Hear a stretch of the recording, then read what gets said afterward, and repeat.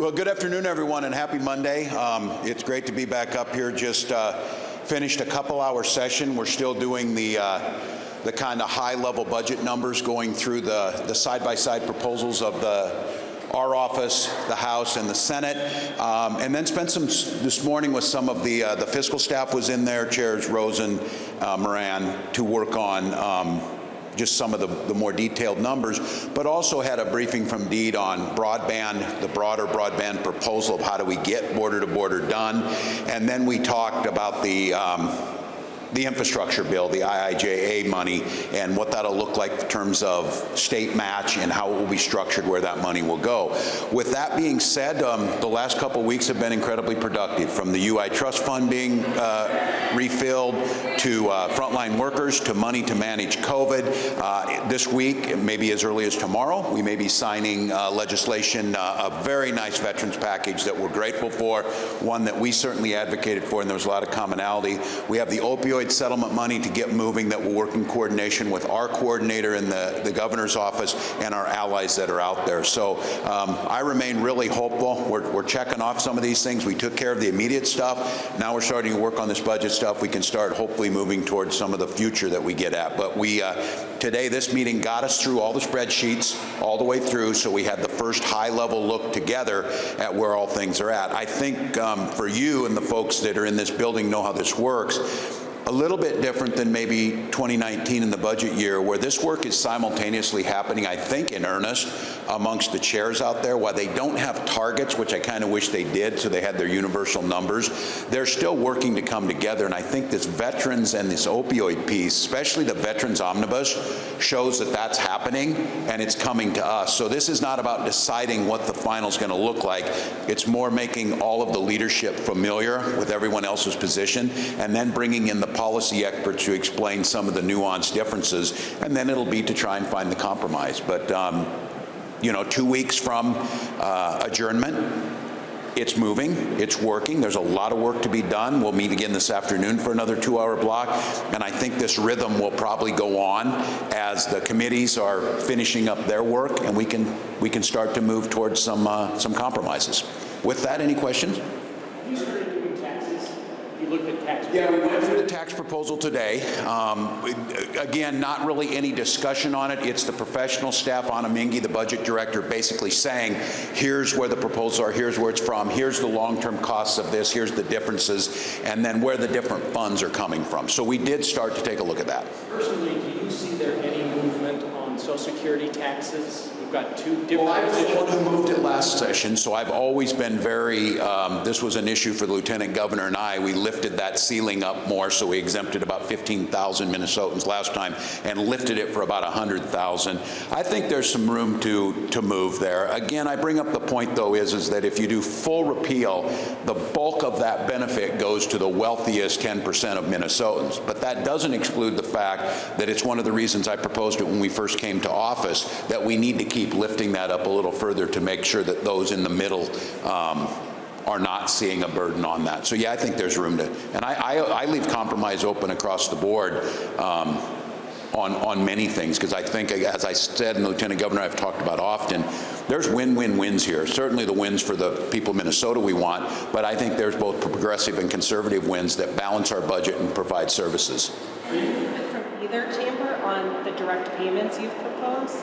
No, we haven't got into the specifics on it yet. I still, you know, I'm going to continue. It's our responsibility. We have to balance the budget. That's our job to do that. And the thing I'm going to keep making the case of is this needs to be a balanced proposal of short-term relief for Minnesotans that can see a benefit to them in the short term, but doesn't cause a long-term deficit situation. So I think it's a combination, as I continue to say, which our proposal was, some tax cuts, as well as these checks going back to folks, and then those investments that really save money: child care, health care, education. Are you approaching this where you have to settle the tax cut direct payment issue first to know how much money there is left over, or is there a different way you're approaching this? Well, it's still fluid on that. I don't know if there's a different way. The question is a really good one because all the pieces fit together. We're certainly not going to negotiate a position away where we give tax cuts to the wealthiest Minnesotans and don't fund education.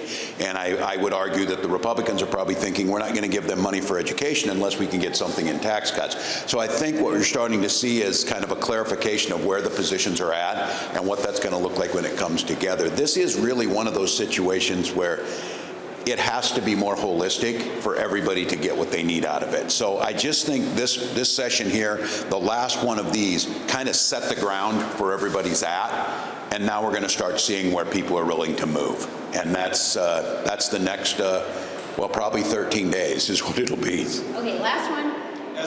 As a former public teacher, how did the gap in special ed funding affect school budgets?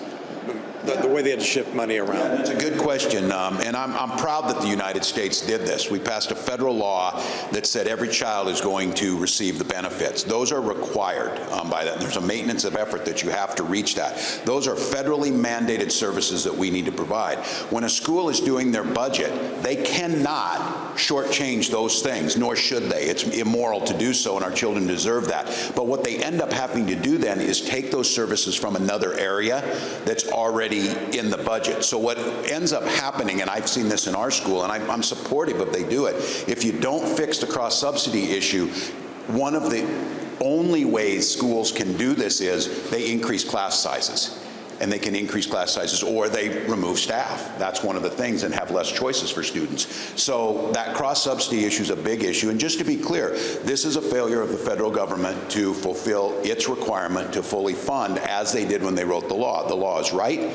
It's ethically, morally the right thing to do, but they did it without the funding piece to it. So now the state is required to deliver those services. If the district doesn't have the money, they have to pull it from elsewhere. That's why on our budget last time, the House is looking at it this time, trying to provide the cross-subsidy. Again, for Minnesotans, what it means is that your district is under more pressure.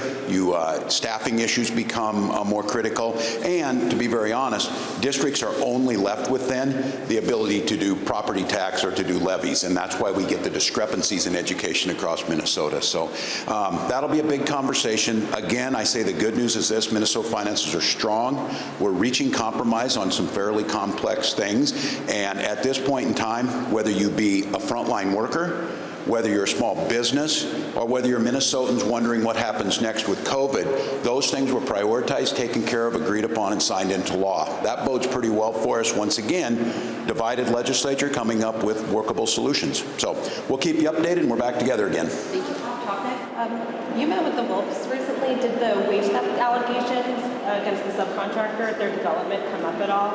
On which one? With the Wolves, the wage theft. Yeah, no. What came up in it, the question was meeting with the Vikings leadership and the issues of Viking lakes out there. I just mentioned that we need to make sure that our labor partners are treated fairly and that conversations are happening. At this point in time, there was no, there's no state involvement in it other than as it's starting to evolve. And that assurance is that, job creation and labor practices are a priority of the Vikings as they are of ours. Well, what did you talk about with the Wills? In there? Yeah, just we talked about where the legislature thinks they're going to go on infrastructure, some public safety issues that they talked about, what happens around the Viking Stadium. Talked about growth and the potential for Minnesota, being very clear that the Wilfs, as far as the real estate arm of that, are here to stay. They're here to invest, and just pretty optimistic about it. No talk of sports betting at that time, and we didn't bring it up, and neither did they. So, thank you all.